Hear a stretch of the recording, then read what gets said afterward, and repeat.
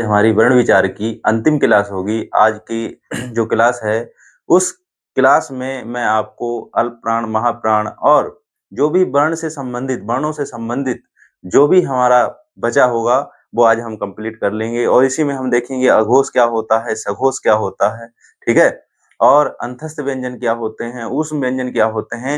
इन सबकी आज संपूर्ण जानकारी मैं आपको देने वाला हूँ, ठीक है।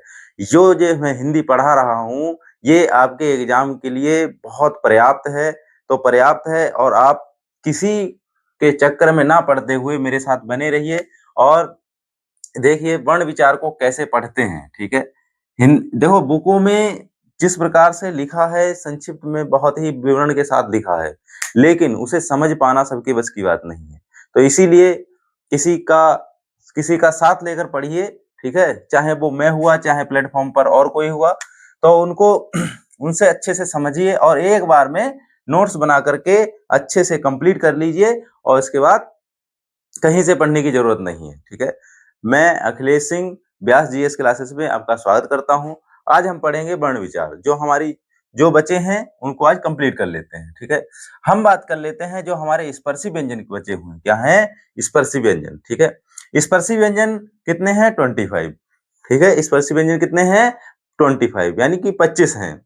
हम देखेंगे कि का वर्ग, इसको का वर्ग, ठीक है, का, चा वर्ग, फिर टा वर्ग, फिर ता वर्ग, फिर पा वर्ग, ठीक है। तो यहां देखेंगे हम बात कर लेते हैं कि का वर्ग जो है उसका उच्चारण, स्पर्शी जो व्यंजन है उनका उच्चारण स्थान कहाँ है, ठीक है। तो हम देखेंगे जो का वर्ग है, का वर्ग है का, खा, गा, घा, णा, तो ये कंठ से उच्चारित किए जाते हैं। कहां से? ये कंठ से उच्चारित किए जाते हैं। कहां से उच्चारित किए जाते हैं? कंठ से उच्चारित किए जाते हैं, ठीक है। अब मैं बात कर लेता हूं किसकी? चा वर्ग की। किसकी? चा वर्ग की। तो ये तालु से उच्चारित किए जाते हैं। कहां से? तालु से, ठीक है। देखिए बोलो का, तो ये कंठ से उच्चारित हो रहे हैं, ठीक है। अब हम देखेंगे तालु, चा वर्ग तालु से क्यों? अब देखेंगे अब हमारी जिह्वा जो है, जो ऊपर वाला भाग है वहां टकरा रही। बोलो चा, छा, जा, झा, जो जिह्वा है वो कहां पर हमारी टकरा रही है? जा करके तालु पर, ठीक है, ऊपर वाले उठे हुए भाग पर टकरा रही है, ठीक है। हम देखते हैं कि, और ये मैंने ट्रिक बताई है आपको, क्या जितने 25 हैं स्पर्शी व्यंजन इनको देखेंगे कि कतमु दाव, ठीक है। तो यहां मैं आपको दिखा देता हूं कतमु दाव, ठीक है। क्या है? कतमु दाव, कतमु दाव, ठीक है। क्या है? कतमु दाव। यहां आप देखेंगे, यहां देखेंगे, ठीक है, क, त, ठीक है, मु, द और ओ, ठीक है। कतमु दाव। इसकी जो 25 स्पर्शी यानी 25 जो स्पर्शी व्यंजन हैं उनको हम कैसे याद रखेंगे? एक ट्रिक के माध्यम से, वो होगी हमारी कतमु दाव। 2-4 बार आप कंठस्थ कीजिए कतमु दाव। कतमु दाव यानी कंठ, तालु, मूर्धा, दंत और ओष्ठ, ठीक है। कतमु दाव एक बार आपने याद कर लिया फिर नहीं भूलेंगे, ठीक है। कंठ, तालु, मूर्धा और दंत, ओष्ठ, ठीक है। अब यहां देखते हैं हम, मैंने लिखा क यानी कंठ, का वर्ग सारे कंठ से बोले जाएंगे, ठीक है। अब मैंने कहा ता, तो तालु, चा वर्ग के सारे किससे बोले जाएंगे? कहां से बोले जाएंगे? ये कहां से उच्चारित किए जाएंगे? तालु से, ठीक है। अब मैं बात करता हूं टा वर्ग की। किसकी?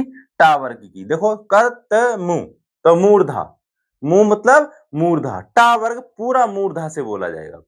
जिह्वा हमारी दांत के पास से, जो दांतों, हमारे दांतों के पास में जो उठा हुआ भाग है, ठीक है, उभरा हुआ जो भाग है वहां पर टकरा रही है। बोले, देखें, टा, ठा, डा, ढा, णा, बोल रही ना, हर जिह्वा कहां टकरा रही है? उठे हुए भाग पर यानी मूर्धा पर, ठीक है, जो मजबूत भाग है वहां टकरा रही है, ठीक है। अब बात कर ले कतमु दाव, दा से दंत। क्या है? दा से दंत। तो यहां पर देखेंगे जो ता वर्ग है पूरा, जो ता वर्ग है वो कहां से बोला जाता है, उच्चारित किया जाता है दंत से। तो ता, हा देखो ये जिह्वा जो है वो कहाँ हर बार टकराएगी? दंत पे, यानी दांतों पे टकराएगी। ठीक है, तो ता, था, दा, धा, ना। ठीक है, देखो उच्चारित करेंगे आप। इसीलिए मैंने आपको पिछली क्लासों में भी बताया मेरी कि अगर आपको सही से वर्णों का उच्चारण करना आता है, ध्वनियों के माध्यम से, जिह्वा के माध्यम से, ठीक है, स्पर्शों के माध्यम से, तो आपका वर्ण से क्वेश्चन कभी गलत नहीं होगा। ठीक है, तो यहां देखेंगे ता, तो ता, था, दा, धा, ना, हर बार जिह्वा हमारी कहां टकरा रही है? कहां? दांतों पर। तो ये हो गए दंत। और मैंने आपको बता ही दिया है, एक बार में याद कर लेना है, कतमू दाव। ठीक है, ऊपर से कंठ तालु मूर्धा दंतोष्ठ। अब देखेंगे पा वर्ग, जो पूरा पा वर्ग है, पांचों अक्षर। ठीक है, ये कहां से? ओष्ठ। ओष्ठ यानी होठों से, होठों के टकराने से निकलेगी। देखेंगे यहां पर ओष्ठ, बोलेंगे पा। देखो पा बोलने में दोनों होठ हमारे लग रहे हैं, चिपक रहे हैं। पा, फा। अगर एक भी अक्षर बिना होठों के टकराए आप नहीं उच्चारित कर सकते, तो पा, फा, बा, भा, मा। ठीक है, यहाँ सभी जो वर्ण हैं वो कहां से? होठों के टकराने से, यानी इनको उच्चारण करते समय होठ टकरा रहे हैं। ठीक है, अब यहां बात कर लेते हैं हम किसकी? अब हम बात करेंगे किनकी? अल्प प्राण और महा। ये हो गए हमारे स्पर्शी व्यंजन। ठीक है, स्पर्शी व्यंजन हो गए कंप्लीट। अब इसी के साथ मैं आपको क्या बताऊंगा? अल्पप्राण, महाप्राण, अल्पप्राण, महाप्राण, अल्पप्राण। ठीक है, अब यहां देखेंगे हम कि पहला, तीसरा और पांचवा। ठीक है, पहला, तीसरा और पांचवा ये क्या है? अल्पप्राण। यहां देखेंगे हम दूसरा और चौथा, दूसरा और चौथा। ठीक है, दूसरा और चौथा, ये क्या है? ये महाप्राण है। क्या है? अल्पप्राण। देखिए अल्पप्राण होते क्या है? ये जब उच्चारित करते हैं तो प्राण वायु के आधार पर इन्हें किनमें? अल्पप्राण और महाप्राण में बांटा गया है। किनमें? अल्पप्राण और महाप्राण में बांटा गया है। ये बात आप लोग याद रखिए। ठीक है, किसके आधार पर? प्राण वायु के आधार पर। आपसे पूछा जाए किसके आधार पर? प्राण वायु के आधार पर इनको दो भागों में बांटा गया है, अल्पप्राण और महाप्राण। ओके, अल्पप्राण और महाप्राण। यहां देखेंगे हम, देखिए का, देखिए का और यहां गा और यहां अणा, तो ये क्या है? अल्पप्राण। इनको उच्चारित करते समय अल्प वायु निकलती है। कैसी निकलती है? अल्प वायु निकलती है, यानी कम हवा मुंह से निकलती है। तो यहां से हम देखेंगे तो ये जो का, चा, टा, ता, कचट तप है, ये क्या है? कचट तप। ठीक है, और यहां पर क्या है? गा, जाड़ा, दाबा। तो ये, और यहां पर डाढ़ा, और जो पंचम अक्षर हैं ये सभी अल्पप्राण हैं। ठीक है, ये क्या है? ये अल्पप्राण है। ठीक है, ओके, आपको याद रखना है। तो हम मेरा तरीका कैसे याद करने का है कि यहां मैं बता देता हूं कि अल्पप्राण, अल्प प्राण, अल्पप्राण स्पर्शी व्यंजन में आप रखेंगे, कैसे याद रखेंगे? 1+3+5। ठीक है, 1, 3, 5, ऐसे नहीं, 1, 3 और 5, 1, 3 और 5, ये क्या हो गए? अल्पप्राण। ठीक है, अब देखेंगे, हम देखेंगे महाप्राणों को। किनको? महाप्राणों को, महाप्राण। ओके, महाप्राण, महाप्राण हम देखेंगे दो, दो और कौन सा? चार, चार, दो और चार, ये हो गए महाप्राण। ठीक है, ये हो गए महाप्राण, दो और चार, दो और चार। तो अल्पप्राण में हम 1, 3, 5, कितना? 1, 3, 5। Okay, odd, odd number, odd number याद रखेंगे 1, 3, 5, और वहां पर इवन नंबर याद रखेंगे 2 और 4। महाप्राण में 2 और 4, और वहां पर 1, 3, 5, ये हो गए अल्पप्राण। अब यहां पर हम देख लेते हैं जो हमारे बचे कौन से? अंतस्थ व्यंजन, इनमें भी अल्पप्राण और महाप्राण होते हैं, और ऊष्म व्यंजन, इनमें भी अल्पप्राण और महाप्राण होते हैं। ठीक है, तो यहां देखेंगे हम कि या, रा, ला, वा, या, रा, ला, वा, ये क्या है? अल्पप्राण। क्या है? अल्प प्राण। और आपको पता है इन्हें क्या कहते हैं? अंतस्थ व्यंजन कहते हैं। ये अंदर से बोले जाते हैं, ठीक है? यह अंदर से बोलो या, देखो यहां तक का, यहां से बोला जाए, अंदर से आवाज आती है, ठीक है? या, रा, ला, वा, पूरा, ठीक है? तो ये कौन से हो गए? अंतस्थ व्यंजन। कौन से व्यंजन हो गए? अंतस्थ व्यंजन। ओके, ठीक है? और ये प्राण वायु के आधार पर, किसके आधार पर? अल्पप्राण किसके? प्राण वायु के आधार पर। ये मैंने आपको बता भी दिया, ठीक है? तो ये हो गए या, रा, ला, वा, ठीक है? तो यहां पर लिखेंगे हम कितने? ये कितने हो गए? 4। या, रा, ला, वा। ओके, अब देखिए मेरी बात।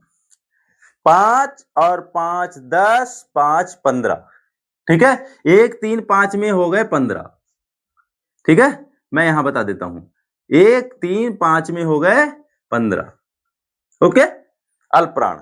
और यहां पर देखें या, रा, ला, वा, ये हो गए 4, ठीक है? ये कितने हो गए? 4। तो टोटल आपसे पूछा जाए कि अल्प प्राण कितने होते हैं, तो आप लगाएंगे 19। कितना लगाएंगे? 19। कितना लगाएंगे? 19। कितना लगाएंगे? 19। ओके, कितना लगाएंगे? आपसे ये बहुत क्वेश्चन पूछा जाता है कि हिंदी वर्णमाला में कितने अल्प प्राण हैं, तो 19 लगाएंगे। देखो यहां पर ये 5 ये, ओके, 5 ये, ठीक है? 5 ये हो गए और 5 ये हो गए, ठीक है? और 5 हो गए हमारे कौन से? कौन से? अनुनासिक वर्ण जो हैं, ठीक है? कौन से? अनुनासिक, ठीक है? जो नाक से बोले जाते हैं। पंचम अक्षर लिख लेंगे हम, किन्हें? पंचम अक्षर, पंचम अक्षर। कितने? कौन से? जो पंचम अक्षर हैं, इनको मिला करके हमारे कितने हुए? कितने? 5 10 15, 15 ये हो गए, 1 3 5 15 ये हो गए, और 4 या, रा, ला, वा, ये हो गए टोटल 19।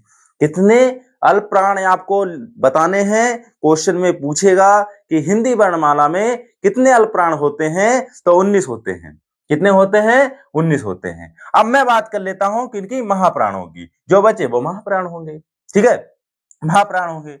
तो 2 और 4 ये कितने हो गए? 10। कितने हो गए? 10। देखिए ना, 5 और 5 10। कितने हो गए? 5 और 5 10। ओके, अब यहां देखेंगे हम, यहां देखेंगे, यहां यहां सा हा, जो ऊष्म व्यंजन है, ये महाप्राण होते हैं। कि कौन से होते हैं? ऊष्म व्यंजन सभी महाप्राण होते हैं। महाप्राण और ऊष्म व्यंजन, ओके, ये मैंने लिखा भी है। जो ऊष्म व्यंजन होते हैं वो महाप्राण होते हैं, और ठीक है, ऊष्म व्यंजन सभी महाप्राण होते हैं, ठीक है? मेरी बात याद रखिए, ठीक है? तो ये कितने हो गए? प्लस 4। तो टोटल संख्या कितनी होती है महाप्राणों की? 14। कितनी होती है? 14। 14। कितने होते हैं? 14, ठीक है? कितने होते हैं? 14 महाप्राणों की संख्या होती है, ठीक है? अब मैं बात कर लेता हूं, ये हो गए आपके अल्प प्राण, महाप्राण, ओके। और मैंने बता दिए कंठ के आधार पर, ठीक है? ऐसे याद रखना है, कचट तप और कतमुदाव।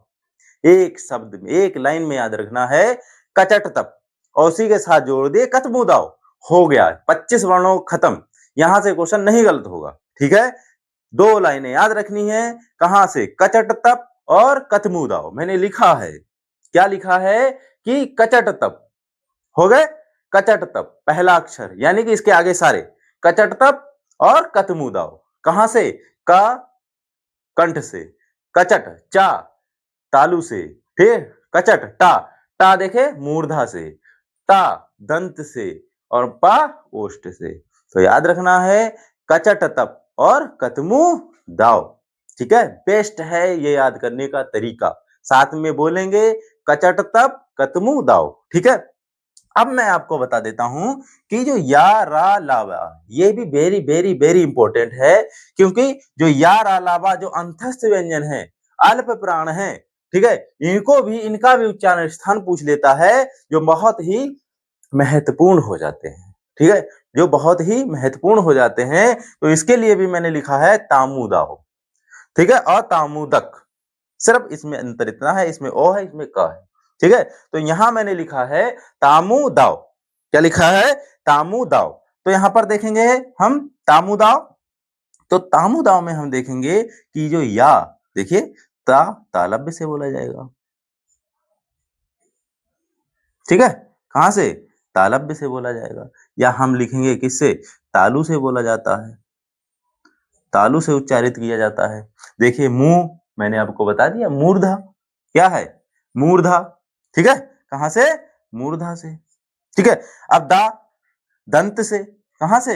ला जो है, अगर पूछा जाए अंतस्थ व्यंजन में ला कहां से बोला, कहां से उच्चारित किया जाता है, तो दंत से। अब वाह, देखो वाह, ओष्ठ से, ओठ लड़ रहे, वाह, ओष्ठ से। कहां से? ओष्ठ से। ठीक है, ओष्ठ से। ठीक है, यहां दंत से। ठीक है, वेरी वेरी सिंपल। ओके, अंतस्थ में तामुदाव एक बार में याद कर लें।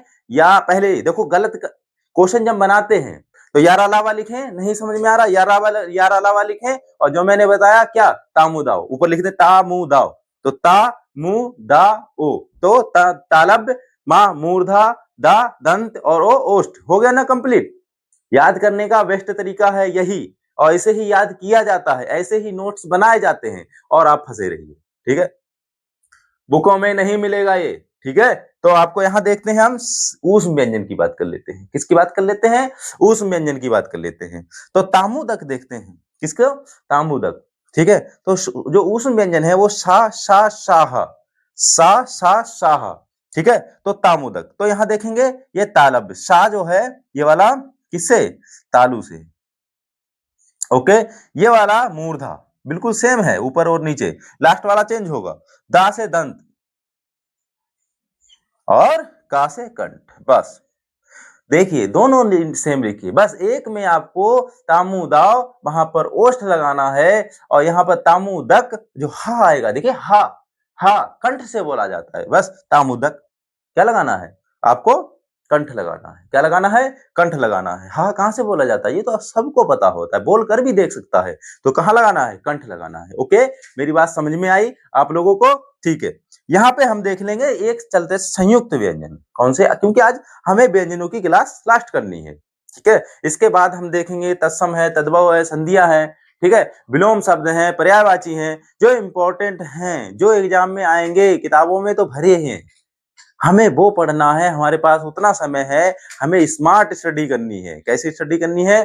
स्मार्ट स्टडी करनी है। ओके, यहां देखेंगे हम छात्राज्ञा, छात्राज्ञा संयुक्त व्यंजन। ठीक है, श्रा भी पूछ लेता है, तो छात्राज्ञा संयुक्त व्यंजन। ओके, संयुक्त व्यंजन जो है यानी कि जो मिलकर बने हैं। ठीक है, यहां देखेंगे आप। हाँ, आपसे ये पूछ लेता है कि मैं आपको बता दूं कि जो छा है उसका वो किस वर्ण के बाद आता है, तो का।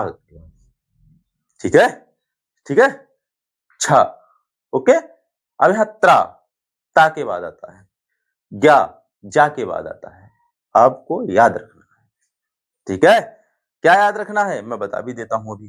ठीक है, तो छ त्रा ज्ञा, ये इन्हें क्या कहते हैं? संयुक्त व्यंजन कहते हैं। क्या कहते हैं? संयुक्त व्यंजन कहते हैं। ठीक है, तो आपको मैं बता, ये आपको पता है। ठीक है, क्या का किस किस किस से मिलकर बना है? का और छा से, ता और रा से, त्रा। देखिए, ता प्लस रा से। ठीक है, जा प्लस यहां से। ठीक है, ये का प्लस छा से। ठीक है, छ। ठीक, ओके, अब यहां पर बात कर लेते हैं हम किसकी? अब बात करते हैं घोष अघोष की। किसकी बात कर लेते हैं? घोष और अघोष की। किसकी? घोष और अघोष की बात कर लेते हैं। किसकी बात कर लेते हैं? घोष और अघोष की। घोष जो हैं ये जब उच्चारित करते हैं, किस क्या, जो उच्चारण करते हैं वो स्वर तंत्रियों के, जो स्वर तंत्रियों का जो कंपन है उसके आधार पर इन्हें किस में बांटा गया है? घोष और अघोष में बांटा गया है। किसमें? घोष और अघोष में बांटा गया है। ठीक है, किसको? घोष और अघोष में बांटा गया है। ठीक है, घोष और अघोष में बांटा गया है। ठीक है, घोष और अघोष में बांटा गया है। तो यहां पर घोष और सघोष, ठीक, घोष और सघोष, ठीक। तो यहां देख लेते हैं हम क्या कि जो वर्णों का उच्चारण करते समय स्वर तंत्रियों के आधार पर इन्हें अघोष तथा सघोष में बांटा गया है। ओके, यहां पर देखेंगे हम। अब यहां देखें, ये क्या है? ये मैंने देखो अघोष लिखा है, लिखा है पहला और दूसरा। वहां पर हमने देखा था कि जो अल्प प्राण था वो 1 3 5 था और अंतस्थ व्यंजन थे। ठीक है, और वहां पर क्या था? दूसरा महाप्राण में दूसरा चौथा और क्या थे? ऊष्म व्यंजन थे। यहां पर हमको उसका अपोजिट कर देना है, वहां यहां पर उसका अपोजिट कर देना है। ठीक है, अघोष में हम क्या उस व्यंजनों को ले आएंगे, हा को छोड़ करके, और वहां पर हम किसको ले जाएंगे? हम किसको ले जाएंगे? इसको यारा लावा को उधर ले जाएंगे। ठीक है, इसका अपोजिट है। यहां देखेंगे हम कि पहला, पहला और दूसरा, कचट तप, खा छा ठा था भा, पहला और दूसरा ये, और उसके बाद सा सा सा, सा सा सा। ठीक है, ये क्या हैं? ये अघोष होते हैं। क्या होते हैं? अघोष होते हैं। ठीक है, क्या होते हैं? अघोष होते हैं। ठीक है, अब बात कर लेते हैं हम ग। देखो, जो अघोष है, ये घोष भी बोलते हैं, अघोष है, इसमें देखिए क्या का झंझन, जो तंत्रियां हैं वो कंपन ज्यादा नहीं कर रही हैं। ख, चा, छा, जैसे ही मैं गा, देखिए गा, बिना तंत्रियों के कंपन के नहीं बोल सकते आप। ठीक है, का, गा, घा, णा, जा, झा, या, डा, ढा, तो इसमें तंत्रियां बहुत कंपन कर रही हैं। इन्हें इसीलिए इन्हें क्या बोला गया? सघोष बोला गया। क्या बोला गया? सघोष बोला गया। ठीक है, ओके। यहाँ तो हमने क्या अघोष में क्या? पहला और दूसरा और उस व्यंजन सा सा सा। ओके, ये हो गए अघोष। क्या हो गए? अघोष हो गए। ठीक है, अब यहां देखते हैं हम सघोष की बात करते हैं। तो गा पहला, तीसरा, चौथा, पांचवा, ये तो लाइन से हैं, तीसरा चौथा पांचवा ये सघोष है। और यारा लावा हा, यारा लावा हा, ये क्या हो गए? क्या हो गए? सघोष हो गए। अगर इनकी गिनती याद कर लें हम, क्या गिनती? यहां पर देखेंगे हम कि 10, 5 और 5 10 ये, और 3 ये, कितने हो गए? 13। कितने हो गए? 13। अगर आपसे पूछता है कि हिंदी वर्णमाला में अघोष की संख्या कितनी है, तो 13। कितनी है? 13। आप लोग बहुत अच्छे से याद रखिए, कितनी है? 13। एक बार याद रखिए, 13 13। ओके, 13 है तो है। ओके, ठीक, अघोष हो गए। अब सघोष की बात कर लूं तो आपके सामने देखिए 5 5 10 5 15, 15 तो ये हो गए। ओके, 15, 16, 17, 18, 19, 20। ठीक है, सघोष में कितना? 15, 16, 17, 18, 19, 20। ओके, सघोष हमारे हो गए 20। सघोष की संख्या कितनी हो गई? 20 हो गई। कितनी हो गई? हमारे सघोष की संख्या कितनी हो गई? 20 हो गई। ठीक है, तो हम क्या बताया मैंने?